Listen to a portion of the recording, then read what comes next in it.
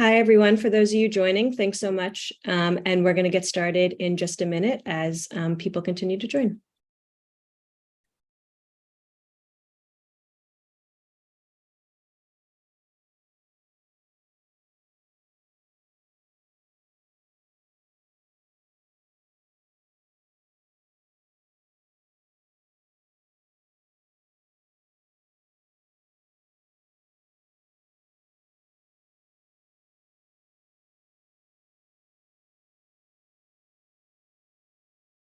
Okay. As I see, we've had a good group join. We're going to get started. I'm really thrilled to welcome everyone to today's webinar, Keeping Up the Fight to Improve the Tax Code for Kids. I'm Cara Balderi with First Focus Campaign for Children. And for those of you who are not familiar with us, we're a national bipartisan kids advocacy organization here in Washington, D.C. And every year we celebrate Children's Week in June by, hosting a series of activities and events to uplift the needs of kids, which we know, unfortunately, too often are not prioritized. So we just held a series of events this week, both in person and virtual events, and we're excited to be wrapping up this week with this webinar.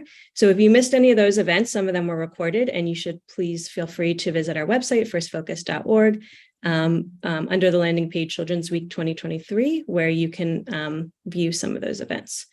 So I'm really thrilled to be joined by today's presenters and really grateful that they're able to be here. That includes Senator Sherrod Brown of Ohio, who can't be with us live, but he did contribute some recorded remarks. And as many of you know, he is a tireless champion for improving the tax code for kids and families. So we'll hear those remarks in just a minute.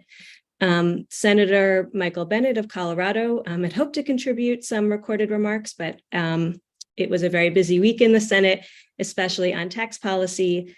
So he's unable to, but we will be hearing some remarks from his testimony at this week's Senate Finance Committee hearing on the child tax credit, which was very exciting. For those of you who watched, his remarks were really passionate and inspiring. So I think it'll get us all fired up on this Friday. And him and Senator Brown, along with many of their Senate Democratic colleagues, reintroduced the Working Families Tax Relief Act this week. And we're going to hear more about that soon and ways you could take action. So, we wanted to host a webinar as part of Children's Week on the tax code because we know we need to keep up the momentum to reinstate the improvements that were made temporarily in 2021 to the child tax credit and earned income tax credit. It's not news to anyone, right, on this webinar that those improvements had transformational impacts for kids, for young people, and for families. And that, we're still learning about all those impacts, positive impacts, as well as the negative ramifications when those improvements went away at the end of 2021. So we're going to hear some more about that data. We're going to hear directly about the impact for foster youth of the improvements to the earned income tax credit. And then you're going to hear from me about ways that you can take action. Again, I think keeping up the momentum is really important. We hope that there will be, a tax package this year, and we know that, any, tax help for corporations must be matched by tax help for children, young people and families who need it most. And there was a bill that was released by some House Republicans last week that didn't even mention the child tax credit. So we know we have an uphill battle, but we also have some great pieces of legislation that we can use to keep up the fight. So, so thanks so much for joining us for this conversation. I am going to turn it over to the remarks from Senator Brown, and then I'll come back on to introduce the rest of our panel and go over some housekeeping. I'm Sherrod Brown. It's a privilege to represent Ohio in the United States Senate. Thank you to First Focus and all the advocates here who fight each day for our children. I've been working on the child tax credit with so many of you for so many years. Congressman DeLore in the House for 15 years. I've been working on it in the Senate for 10 years. And I'll never forget the day in March 6th, 2021. New president, new Senate. And I turned to Senator Casey sitting next to me from Pennsylvania, a strong supporter of the child tax credit. And I said, and this is the best day of my career because we passed the child tax credit by one vote twice. Once once a senator from Iowa tried to delete it from the bill, we beat back that amendment by 1 vote, and then to pass the bill again by 1 vote. And that's when I turned to Senator Casey and said, this is the best day of my career, because we knew what it would mean. So after the president signed it, maybe a week later, I called Secretary Yellen, Secretary of the Treasury, and we got on the phone to the head of the IRS, who had been a Trump appointee, but was an honorable public servant that wanted to do the right thing. And we got this program up and running. So checks for 100 to millions of families representing 60 million children got those checks starting in July. And it, as you know, everybody here knows, because you are the most important advocates for the child tax credit anywhere, that changed people's lives. To drop the poverty rate by 40%. Children that families could maybe more likely afford food, could afford rent, maybe could go out to eat once in a while, maybe could go to a movie once in a while. The families could afford diapers, because younger children got a bigger tax credit, as you know, than 6-year-olds and up. So it was a huge success. Unfortunately, we lost the extension of this by 1 vote, and we're not giving up. We know what the child tax credit means. We know it's the most important thing we can do to fight child poverty and to help families that are struggling. It's what this nation's all about. Unfortunately, too many people in our Congress would rather give tax cuts to rich people than really focus on helping people in their daily lives and making such a difference. So thank you for your advocacy. Count on me. We're going to keep doing this until we make the child tax credit permanent. We are continuously grateful for Senator Brown's leadership, and really thank him for those remarks and for all of his work that's ongoing. So a few housekeeping notes. This is being recorded, and that recording will be sent to everyone who registered if you want to view it later. You can feel free to submit any questions in the Q&A box. We'll be taking questions after each speaker, so please feel free to submit them as you have them. And then we encourage you to share what you're hearing on Twitter using the hashtag Children's Week 2023. And if you view that hashtag, you can kind of see all the activity from this past week. So I'm excited to turn it over to our panel. We first are going to hear from Dr. Phil Fisher, who's the Excellence in Learning Professor at Stanford University and the Director of the Stanford Center on Early Childhood. Kiana Cooper is a licensed clinical social worker here in Washington, D.C. Aubrey Edwards-Luce is a fellow colleague of mine at First Focus, and she's the Vice President of Child Welfare and Youth Justice at First Focus. And then you're going to be hearing from me again about ways you could take action. So with that, I will turn it over to Phil. Well, thank you very much, Kara, for this invitation. Really appreciate the opportunity to speak with you and share some information. I'll share my screen, sorry, and then get my slides going, and then we'll be off to the races. I want to note just from the outset that I'm going to be presenting some of our own data. And in addition, because there's so much really important data that really corroborates a lot of our findings, I also want to acknowledge the team at the Center for Law and Social Policy at UC Berkeley, in particular, Bruce Fuller and Ashley Burnside, who contributed some slides of their own data to this presentation.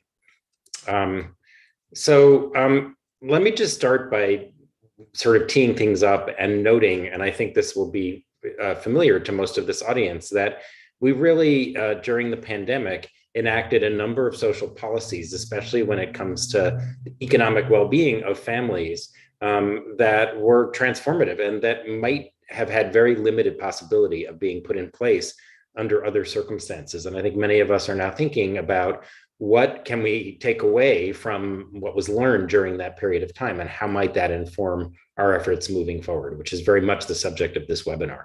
So the New York Times recently published an article that sort of listed what the various benefit programs that were in place in a variety of different areas were during the pandemic, and the kind of the duration of those programs. Here you can see ones related to unemployment, a second set related specifically to children and families, an additional set related to food assistance, and then a final set related to healthcare and housing. And so a number of these programs in place that had direct implications for families across the country. One of the things that I think is noteworthy, when I was gathering those slides for this presentation, I looked at the comments, which I tend to do for better or for worse, that went along with that article. And I think one of the things that's interesting is that we see, as has consistently been the case in this country lately, very polarized opinions about whether these policies were a good thing or a bad thing. But I also just want to note that the way in which people on both sides of these kinds of issues tend to express themselves tend to be very much sort of focusing on situation being fairly hopeless, not much that could be done. So not a lot of agency and not a lot of sense of what we as individuals can contribute. And a lot of our work lately has been thinking about not just what are the policies, but also in collaboration with the Frameworks Institute, we're thinking about how do we change cultural mindsets around these issues so that people aren't so extreme and are in particular not so nihilistic about the extent to which nothing can be done and it's other people's issues, rather than this is really a collective area where we should feel like there are things that we can do. So I'll just leave that for now. The first set of data that I'll be presenting on comes from our own survey that began in April of 2020 and focuses on households with children age 6 and under, and really was designed at the outset of the pandemic to provide an opportunity to elevate the voices of households with young kids, because there was just not a very solid knowledge base about what people would be living through over the course of the pandemic. The survey has been ongoing since that first one launched in April of 2020. It was originally weekly, shifted to every other week, and then eventually became monthly and continues to be monthly. You can see our website here, where we regularly publish fact sheets that really help to explore the data that we're finding over the course of time, and I encourage you to check out that website. The way the survey is structured is that it's available on the internet. You just need a cellular connection and a smartphone, tablet, or computer to be able to complete it. It takes about 15 minutes. We always compensate people for taking the survey. It's available in English and Spanish, and more recently in additional languages. We've had over 16,000, actually over 17,000 households with young kids take the survey. We also have a parallel survey of the early childhood workforce that's been ongoing since the spring of 2021. The survey is designed to really provide a surround sound picture of what's going on in the lives of households with young kids. And we survey a number of different areas in an ongoing way. You can see them here, including parent and child well-being, access to childcare and healthcare, and then also a big focus on material hardship. So let me just show you what our data have shown. So again, this is a national sample of households with young children, and you can see trends across time. So when we started, what we saw was about 1 in 3 families were telling us that in the prior month, they didn't have enough money to pay for at least one area of basic needs. You can see that in the initial months of the pandemic, that this went up somewhat to about 35%, just over that. And then in the winter and into the summer of 2021, it really dropped in a noticeable way to about 25% of families. Again, that looks like a sizable drop. I do want to note that this is pretty stark data. It suggests that even at its best during the pandemic, that we saw about 1 in 4 families that couldn't pay for at least one basic need in a national sample that was very diverse in terms of income, geography, race, and ethnicity. And then in recent times, we've seen those numbers actually go back up and go even higher to what we were seeing at the beginning of the pandemic. Some of the takeaways from our data show that the pandemic was not the same for all people, that demographic subgroups showed very different experiences. And so here you see both Black and Latinx households in the two green lines showing significantly higher levels, in excess of 50% for many points in the survey, said that they had difficulty paying for at least one basic need in the past month. Not surprisingly, when we look at different income levels, we see those with the lowest pre-pandemic income levels having the hardest time paying for basic needs across time. So what happens when we take the data that I just presented and align it with what we see with the way that federal policies have changed across time? Here, what you see is that slide that shows the material hardship rates, percentage of families reporting at least one material hardship across time. And we've superimposed it with these New York Times policies graphs that we reconfigured for this purpose. What you can see is some of the initial efforts that were put in place around things like the $600 a week unemployment and other measures seem to coincide with sort of a stabilization in the rates of hardship. Interestingly, where we see CTC and EITC in place is where we see the greatest sort of coincidence with diminishing rates of hardship. And then once those went away, we see things dramatically increasing. I should note that also there was a dramatic increase in the cost of consumer goods that coincided with CTC and EITC going away. Similarly, you can see these trends in terms of other policies that were put in place. So this is around housing, and you can see maybe that we had some stabilization around the moratoria for foreclosures and evictions. That may have meant that people were less worried about paying for basic needs, but it's really where you see rental assistance and housing vouchers come in place that we see the greatest decrease in the rates of housing hardship. And then finally, we measure hunger and food insecurity in two ways. One is just with a single question at the top: did you have difficulty paying for food in the past month? The middle chart shows the rates of hunger as reported on a 6-item U.S. Department of Agriculture scale in terms of the percentage of families reporting hunger. And you see a little bit more sensitivity there. And again, pretty consistent trends that seem to coincide here in this particular sort of benefit package with SNAP and WIC being in place, the extended pandemic SNAP and WIC benefits making a real difference. So, I mean, again, these are not causal relationships. What we see is coincidence of policies and changes in rates of hardship. But it does appear that some of the policies that were put in place coincided with reduced hardship. And some of the other policies that were put in place seem to have impacts on housing and housing hardship and food insecurity. Continuing.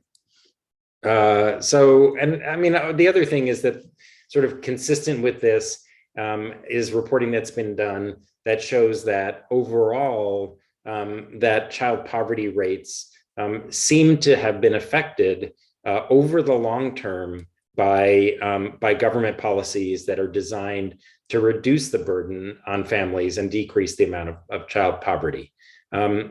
And yet we're still at a point where many of the benefits that were in place either have expired or are set to expire.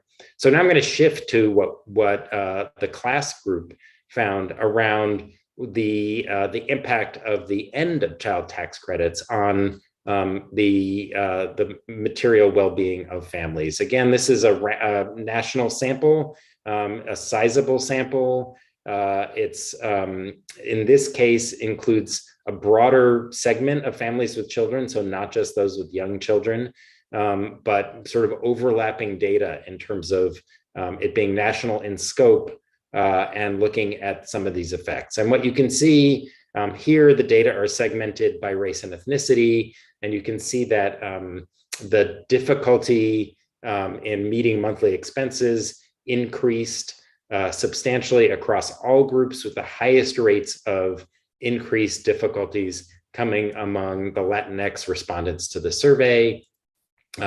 You can also see differences based on the monthly income that people are reporting or I'm sorry, just the income that people are reporting, again, that across the board, even in higher income contexts, that still it's been more difficult for families to meet monthly expenses.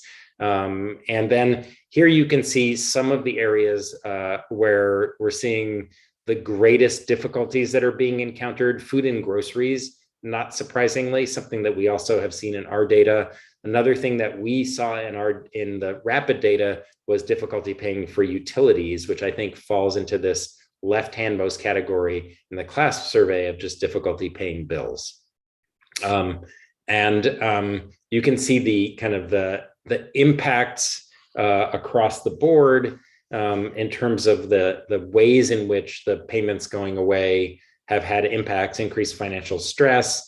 40% of families increased difficulty paying for bills, rent, utilities, and a variety of other things reported at very high levels among the class sample. And then you can see here again that these difficulties are similar across all groups, although we see in the Latinx sample higher rates of difficulties than the other two groups. But again, very high rates of difficulties across the board. So I'm just going to pivot here, and this is really the final point that I want to make, which is that the idea that hardship was impacted in a positive way, that is, it was decreased by some of these federal policies during the pandemic, is pretty apparent in this data. The idea that when the assistance went away, that rates of hardship consistently increased and increased more for some groups that are more marginalized and traditionally more exposed to structural and systemic racism and inequality. Not surprising. Why should we be concerned about this? Well, in our data, the other thing that we found consistently is a strong linkage between the extent to which people have enough money to make ends meet and the extent to which parents subsequently, after being asked about this in following weeks, will say that they are experiencing more distress. And then when we continue to follow families over time, we then see that distress is passed along actually to children. And so here you see this kind of trend of the greater number of hardships being associated with higher levels of distress reported by caregivers themselves. Those are the yellow bars. This is a measure that includes stress, anxiety, loneliness, and depression, and in terms of their reports of their children's behavioral problems. So the more financially stressed you are, the more emotionally distressed you and your children are. But also, we've really found this compelling connection where the impacts of financial and material hardship are passed on to children. That is, they become more distressed as a result of the distress that caregivers are experiencing. And so the reason that I want to make this point is because I think a lot of times the response that programs and policymakers have to a lot of the issues that we see, for example, a lot of people are talking about kind of a mental health crisis among children and families right now. But we then think about, well, what kind of emotional supports can we put in place? How do we make psychotherapy available? How do we keep more people out of the child welfare system and having contacts around neglect and maltreatment? When I think what we're seeing here is that a lot of the root causes of children's distress is parents' distress that's the result of the financial difficulties that people are experiencing. And so I think that's really noteworthy.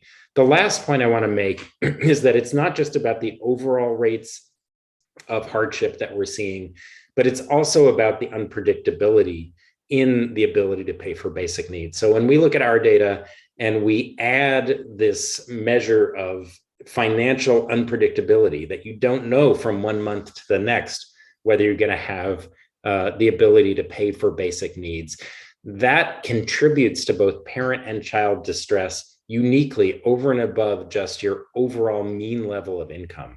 Unpredictability is another so-called toxic stressor. And so when we think about the kinds of support programs and policies that are in place or could be put in place, one of the things about CTC that made such a difference and was so transformative during the pandemic was that it was a monthly payment. And so it really increased the predictability of financial resources across time. And I just can't emphasize enough how important that is in terms of thinking about the policies and programs that we should be thinking about. So I will stop there and pass the baton to our panelists for additional information and presentation. But I just wanted to say thanks for the invitation and happy to answer questions when we have time in the Q&A. Thanks so much, Phil. That was really informative. And I think one of your last points really struck me, right? The unpredictability factor and how those child tax credit payments, right, gave families a floor of, of resources, right? At least some sense of steady income that they knew, right, would be continuing at least for a short amount of time. And what an impact that could make to mindsets, right? To have that in the longer term. We know it's not enough, right, to solve all of families' problems, but at least knowing, right, you have that floor. So why don't we take a few questions for you, Phil? That's okay. And then we'll turn it over to Kiana and Aubrey. So we have, and Phil, you might be able to see it too here. One question in the chat from one of our attendees: is it possible that the greater rates of increased hardship for Latino families after pandemic interventions may have to do with the lack of access to intervention programs in current policy? Such as, right, that unfortunately the child tax credit payments we saw, right, excluded children, right, who have immigrant children who have ITIN numbers, right, about 1 million children as one example.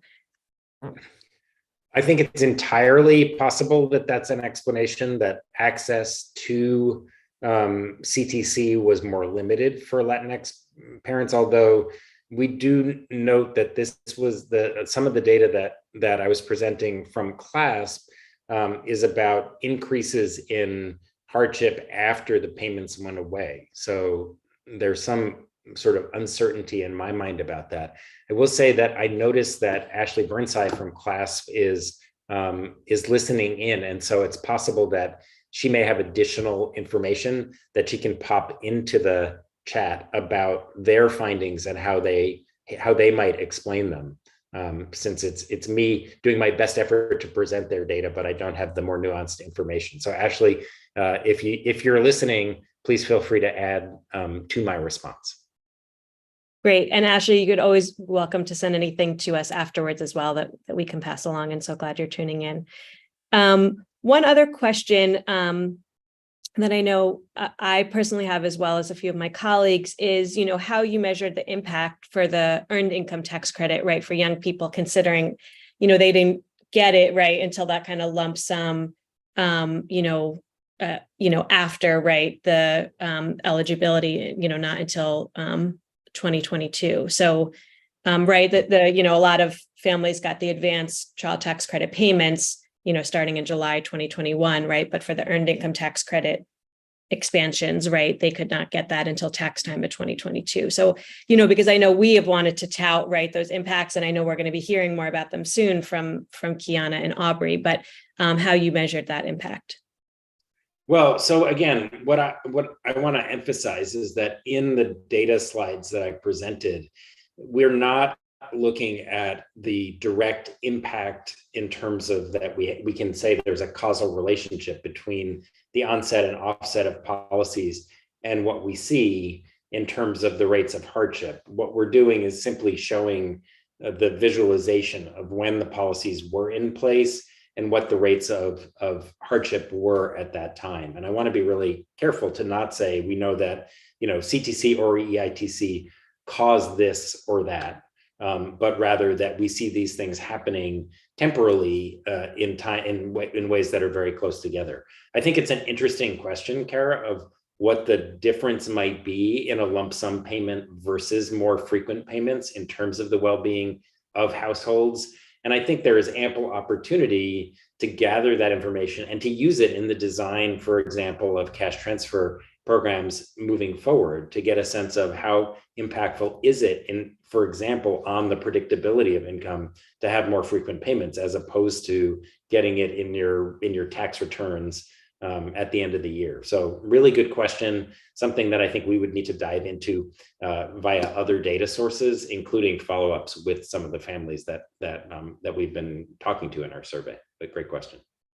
Great, thank you. And I know Columbia, I think, has some research that kind of shows the monthly payments help to temper, right, poverty and hardship, for all the reasons I think, that you mentioned.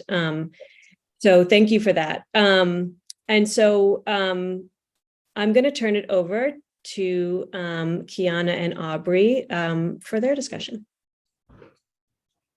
Thanks so much, Kara. And Bill, thanks so much for your presentation. I mean, it's so important to just learn how the child tax credit really improves both the emotional well-being for children and families, as well as their financial stability for millions of children and families, right? One of the things that I've gotten to learn from working with Kara over the years is that 3.7 million children were kept from experiencing poverty at the end of 2021 as a result of the child tax credit and other financial supports, right, that were provided as a result of the pandemic support through the federal government. And it was really hard for me to really grasp how many children is that. So I did some chat GPT math and calculations and figured out that's about 50 professional football stadiums worth of children, or 90 professional baseball stadiums full of children under the age of 18.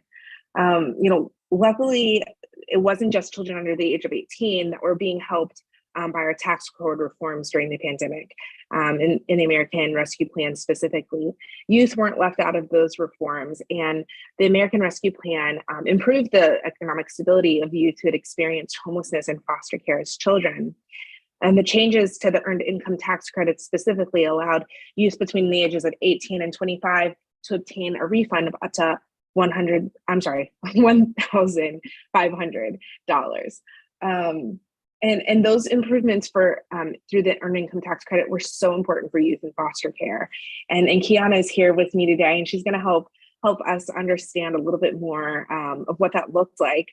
And before I get into kind of Kiana, you and I having more of a discussion about what that really meant for youth in foster care, I wanted to share a couple other numbers, right? Youth who experience foster care have a lot of unique challenges to economic stability. One of those challenges is the fact that 85% of youth who leave foster care at the age of 18 are what we say are aging out, meaning that they're leaving foster care and they don't have any legal connections to adults who are committed to providing them financial, social, or relational support. In 2018, federal research from the National Youth and Transition Database showed that for youth who were 21 years old and had been in foster care, 55% were, only 55% were employed part-time or full-time. 27% were homeless in the last 2 years. 22% had children in the last 2 years, and 31% were receiving public assistance. When the earned income tax credit was improved by the American Rescue Plan Act, the pandemic was really creating a lot of stress and hardship for young people who had been in foster care. A study that was done during the pandemic by Think of Us showed that 73.8% of youth had reported a high level of financial insecurity. 22% were in a high food insecurity situation, and almost 30% reported being in a worse housing situation. So, during the pandemic, we were kind of running an analysis of how many children and youth could be impacted by these changes, specifically to the earned income tax credit. And we found that was about 700,000 youth who were eligible for this earned income tax credit refund. And that, going back to my stadiums analysis, is about 9 football stadiums worth of youth, or 17 baseball stadiums. And these numbers are very important, but we know that policy change really only happens when folks can really understand the difference that policy makes in the life of an individual. And luckily, we are here with Kiana, and she's going to help us get a better understanding of what that means. So Kiana, can you share a little bit with us about your experience and expertise as it relates to youth in foster care? Yes, thank you, Aubrey. So my name is Kiana Cooper. I work here in DC with children in foster care, primarily with children who are in out of home foster placements. That can look like foster homes, that can look like independent living programs, that can also look like group home settings. And in some cases, for our older youth, sometimes that looks like them not being connected to an official foster placement. However, their legal status still being committed to the care and custody of the District of Columbia. So, and particularly right now, I do primarily work with older youth, that is youth 15 and above. So 15 to the age of 21 in DC, children age out of foster care at age 21. And that's standard. It's not a extended foster care. It's just that's the age of emancipation in DC. So particularly my primary work is with youth who are between the ages of 15 and 21, focusing on developing some of those independent living strategies, just being able to support themselves after the age of 21. That's super important. And like Aubrey mentioned about the financial statistics and barriers that, lead to outcomes, access to funding and access to being able to provide for themselves post foster care is a significant barrier. Yeah. Can you share a little bit more about what are some of those unique barriers to financial security that young people and youth who are in foster care face as they're getting ready to transition to adulthood? Yeah, just the ability to earn income. I don't have like the numbers exactly right now, but our youth who are exiting foster care, they don't have as much work history and work experience. They may have not completed their high school diploma or GED, which then also limits the amount of work that they can do. And then even when they are working, if you're living somewhere like DC, the cost of living in DC is so high that they are kind of at a disadvantage when it comes to being able to afford that, being able to access employment that can support the cost of living in DC. So the primary barrier that I've noticed in that kind of observation is that just the earned income, their ability to earn income, and their ability to afford to live post foster care, because when you're thinking about youth in care, they're not responsible for their housing costs. And so transitioning out of foster care where you now are responsible, that is a barrier. I mean, we can think about, each individual can think about what their transition like to adulthood was, outside of not being in foster care, but just that very first apartment that you moved in, and then the first of the month rent was due, like those experiences. And you may have had someone who can educate you. Financial literacy is a huge barrier for youth exiting foster care. They don't have the skills to manage their money in a way that is understandable. So that's definitely a barrier. The income, the ability to earn, and then we also get into the complications of being a being a parent. So, when children are a parent, when youth exiting foster care, they are parents, they're now responsible. We're also talking about like when they do have funding, when they are able to generate income, they have challenges with opening bank accounts. That could be, because of prior history, or it also could be because they lack their vital documents. And those are things that, the goal is to prepare them and get them those things prior to exiting foster care.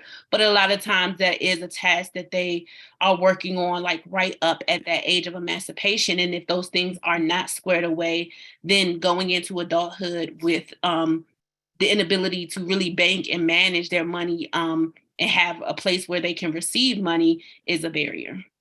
Yeah. I know you've had to have many experiences of like the struggle of trying to get vital documents for young people and trying to get them set up with banking and having access to banking. I know you were saying earlier that you also work a lot with some youth who are just not in their placements that have been provided through the Child Welfare Agency. What does that look like for them in terms of being able to have access to banking and what kind of, I guess, special barriers are there for those youth who, I guess they're like homeless in foster care, right? Like they're not in a home that has been like designated as safe for them. And you may or may not know exactly where they are. Sometimes I'm sure you do, but what kind of barriers does that situation place for those young people, especially? Absolutely. That I think is not a topic that is discussed and is a very real reality for youth in foster care. And this is not only in the district, but the goal is to absolutely place all children in foster care in a foster home setting that can support them. However, we know with the statistics of youth in foster care and the challenges they have from behavioral, from mental health, and then as youth get older, that sense of seeking independence can lead them to decline to be in a licensed foster placement where they have support. So in those instances, they may be, experiencing something like couch surfing or staying with family where they're now responsible for bringing in some type of financial income. And so that barrier looks like they don't have those resources. They don't have access to funding to be able to provide, food for themselves, transportation to and from activities, school, work. They don't have the access to be able to, maybe they are staying somewhere where the person requires that they contribute to some type of housing cost. So just the lack of funding, the lack of income presents a significant barrier for them just transitioning to adulthood and gaining that stability. Yeah. Yeah. The earned income tax credit was improved by the American Rescue Plan so that youth who were ages 18 and up and had been in foster care during the current tax period could receive the tax credit that I was talking about. And it was fine, even if they were working, they could receive it. Or if they were in school, they could receive it as well. They just had to earn at least like $1 if they had been working. But if they were in school, they were also eligible. How did this tax credit change help the foster youth that you work with achieve some of their goals and make steps towards financial security? Yeah, so I have one particular youth that I work with. She's, doing her best to transition into independence. And one of the things that she is able to do with the tax credit is put money towards savings. So particularly in DC, we have a match savings account program for youth in foster care, but that requires them to be earning income to put into that account. And so the tax credit, allows them to have access to funds that they can put into that account. And then there are particular amounts that the program matches based on the child's age. So that kind of sets them up for a little bit more stability and success of just having access to funds that they can say, oh, I can meet my needs, with this amount of money. And then I have the ability to put $20 a month with, monthly income or monthly credit, or being able to have a consistent monthly income that allows them to consistently contribute to that Making Money Grow account.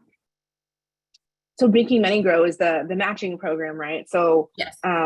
This young person, she was able to take her tax refund from earned income tax credit and place it into that account so that she could see even more opportunities for financial stability going forward. Absolutely. So it may have not been the whole portion. I'm not exactly sure, but I do know, particularly, I work with her to be able to open that account, like we spoke about earlier, addressing some of those barriers of vital documents, which is definitely important. So that kind of was a process prior to that, but being able to open that account, being able to contribute a certain amount each month, and then based on that amount, that's how much will be matched. And so just really being able to start off with putting something, even if it's not, a significant amount, being able to put that in there and show like, okay, this is what I can do prior to age 21. And then when I turn 21, I have a higher rate of how much the program will match me for my savings. I love that you shared that example because young people who've been in foster care have been through so much. And as a mom of an 18-year-old, I can't say that my 18-year-old would have thought about how can I actually even make this money go even further. But that's one of the things about a lot of young people who've been in foster care. They're thinking like multiple steps ahead and are actually really, really, really conscientious about like their money and their spending and what's needed going forward. So I love that you shared that example, and good for her. Absolutely. You know, that's the goal of child welfare, particularly in DC. We have a program called Office of Youth Empowerment, where we work with children 15 and above, and we want to prepare them for independence. You know, looks like, you know, money management workshops monthly to be able to show them how to use and save their money, and the benefit of receiving the tax credit, generating income that gives them real world practical experience while they are in foster care. Because, you know, you can learn how to manage your money, but if you're not practicing it, you know, that's then a learning curve when you age out. So generating income monthly, where they had the opportunity to practice, like, how much should I be saving this month? What should I be spending on food? You know, if they are parents, you know, how do I budget, you know, for my child? And that is, you know, a unique experience for youth in foster care who are children. I mean, who have children. Their children are not foster children. So they are responsible for the care and upkeep of their children, because those children are not in the foster care system. So they don't have support and funding. And that child, that teen parent is responsible for all things related to that child.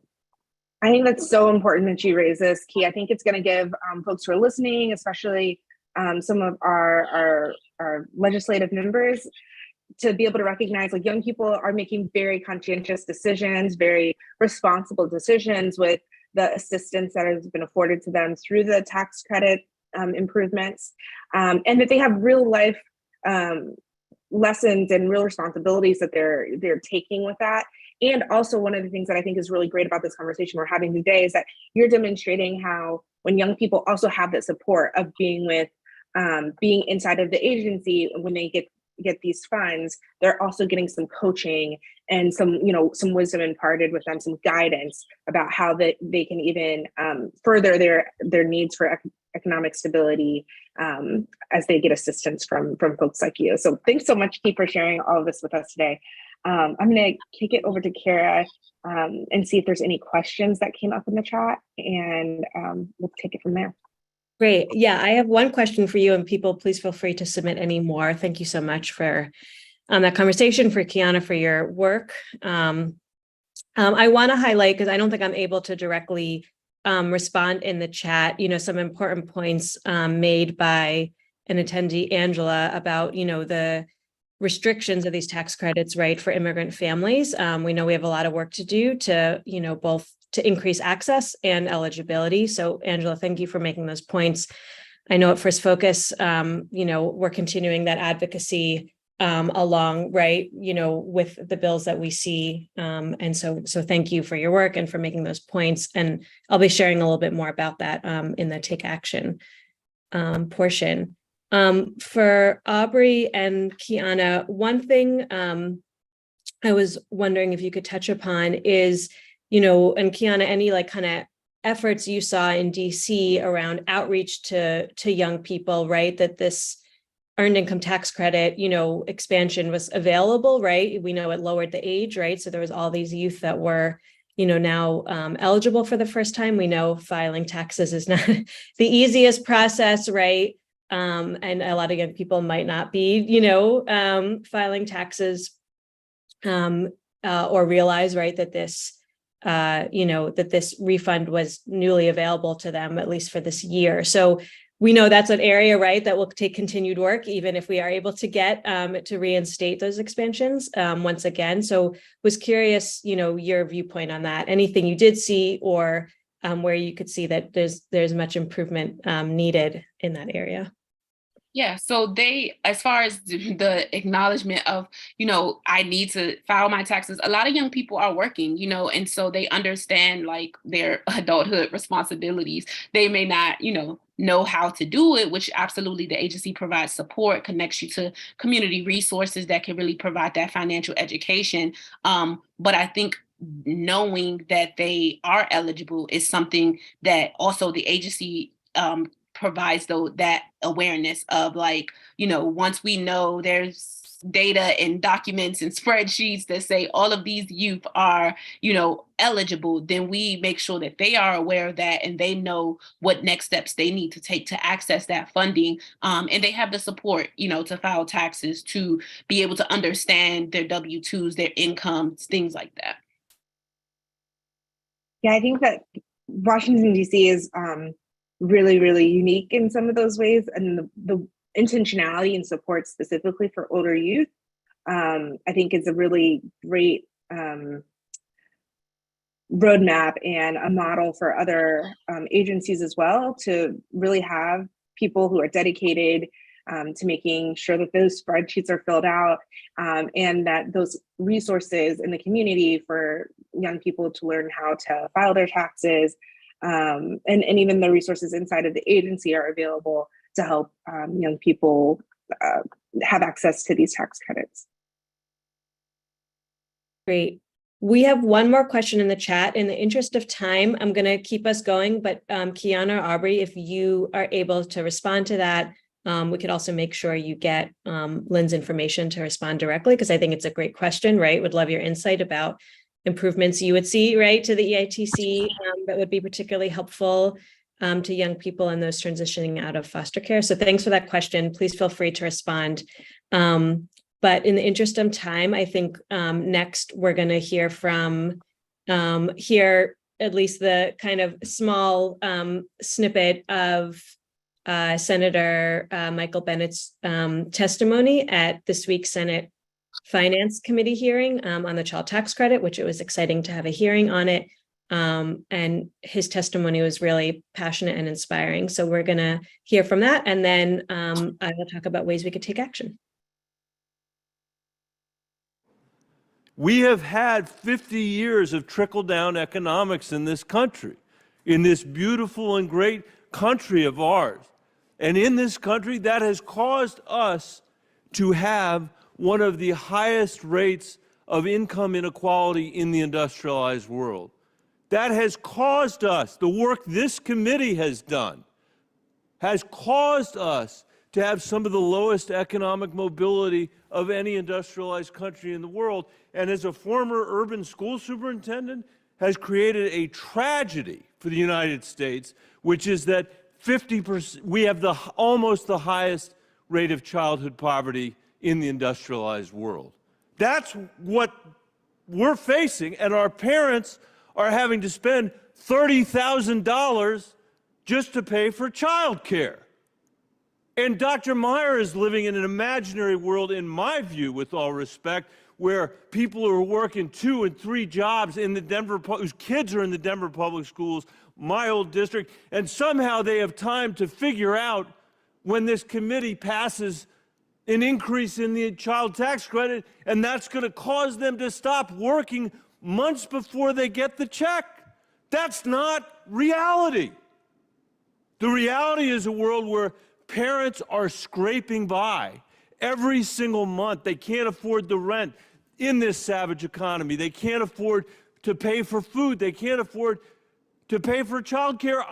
It's tragic. They can't afford to work in America because it's so expensive to pay for childcare, unlike in other countries in the world, and because their health care isn't predicted. And that's why Sherrod Brown and I did what we did with the child tax credit.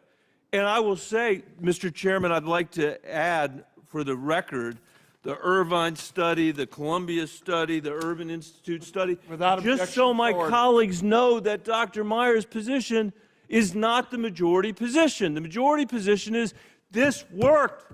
We showed that America does not have to accept as a permanent state of our economy or a permanent state of our democracy this level of childhood poverty. We should end childhood poverty in America. That's what I believe.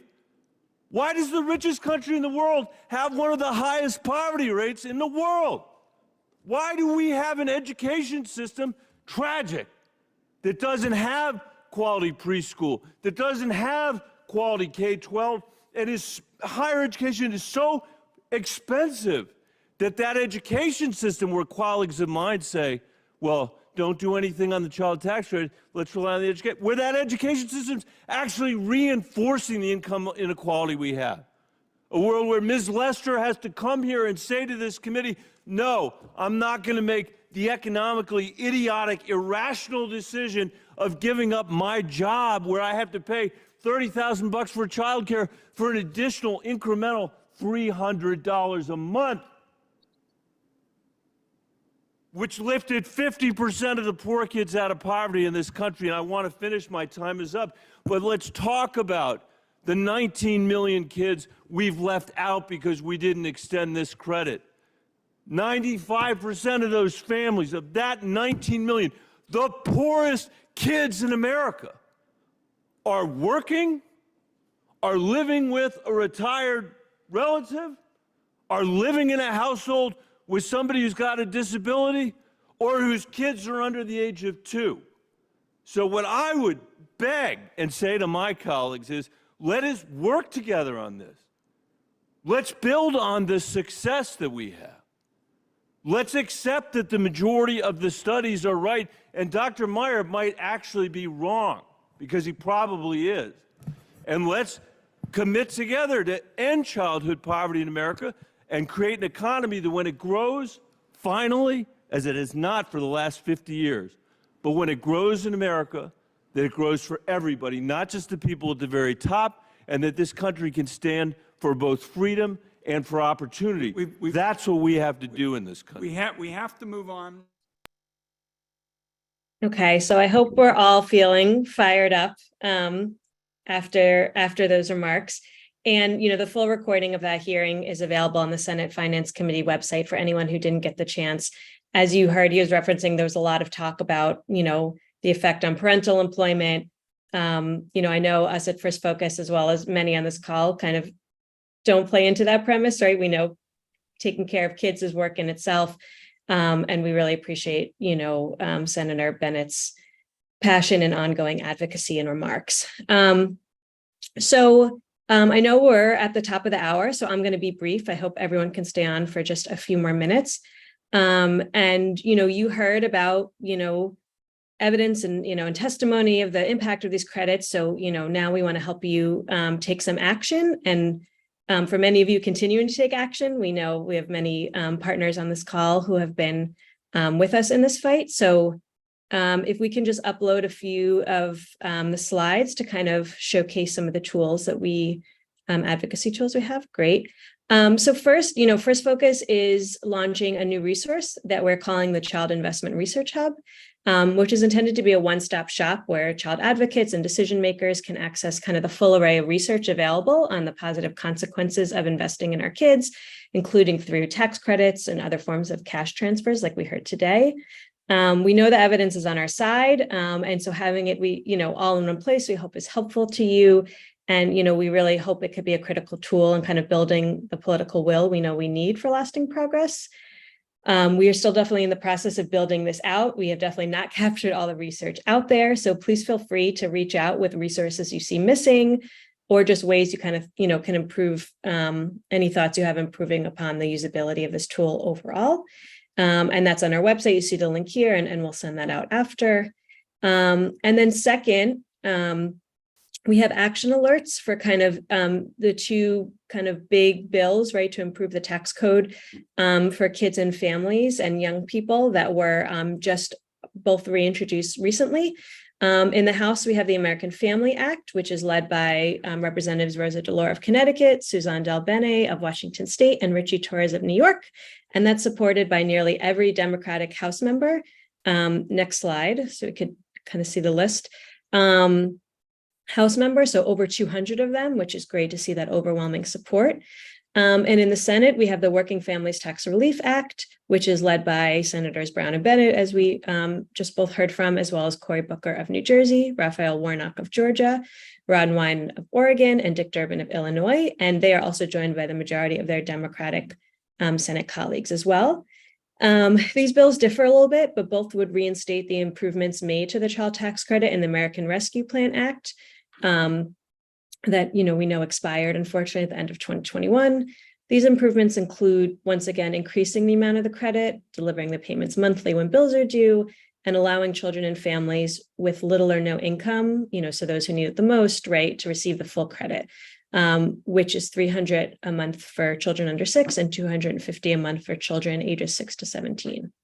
In both bills, these payments would also be extended to families of Puerto Rico and the other territories. An analysis from the Institute on Taxation and Economic Policy, or ITEP, shows these improvements would help 60 million children, with most of the benefits going to kids in households with annual incomes of less than $86,000 a year. The House bill goes further in making some important additional fixes, including restoring access to the child tax credit for about 1 million immigrant children with individual taxpayer identification numbers, known as ITINs. This is really important, right? When we say we want to help all kids and make sure all kids can thrive, right? We mean it, which includes all children in immigrant households. And again, really appreciate Angela's remarks in the chat about we both need to work to increase eligibility as well as access, and that includes for the EITC too. So that work continues. The Senate bill would also reinstate the earned income tax credit improvements from the American Rescue Plan Act that you heard about from Aubrey, including nearly tripling the credit for childless adults and lowering the age of eligibility specifically for foster youth and youth experiencing homelessness, so they can make sure to have that support as they transition to adulthood. So, your action, and again, I know for many of you, your continued action is needed to see improvement on these bills and try to secure these improvements once again. There's the potential for a tax package to be negotiated this year and maybe pass Congress later this year. So we really must continue to work to ensure that any tax breaks for businesses are paired with tax relief for struggling families and young people. So you saw the link in the slides and hopefully in the chat soon, if it's not there already. You'll hopefully, you'll see, these links that allow you to send a note to your members of Congress to co-sponsor these bills. And if they're already co-sponsors, as I know there are a lot of co-sponsors already on these bills, which is great, it allows them to, it allows you to send them a thank you note and ask them to really keep up the fight as any kind of tax negotiations happen. So, it's just an important reminder, lawmakers need to hear from you, their constituents, right? They're accountable to you. And that's what's going to make the difference and get some lasting progress. So please feel free to share these action alerts with your network as well. And we'll continue also to have them available on our Campaign for Children website, which is campaignforchildren.org. Finally, we have an ambassador program where you can get more involved in learning about issues impacting children and then take some further action to hold lawmakers accountable to doing right by kids in a variety of areas. You can sign up to learn more about that on our website, also at campaignforchildren.org/ambassadors. So I know we are limited on time. So I just want to thank everyone for tuning in. Another thanks to Senator Brown for his recorded remarks, to Dr. Phil Fisher, Kiana Cooper, and Aubrey Edwards-Luce for your presentations. I really look forward to continuing the fight with everyone. And if you have questions that you didn't get the chance to answer, that didn't get answered, you can feel free to email me directly at Cara, C-A-R-A, B as in boy, at firstfocus.org, and I can make sure to direct them to the presenters, to the relevant presenters. So I hope everyone else enjoys the rest of their Friday, and thanks again for joining.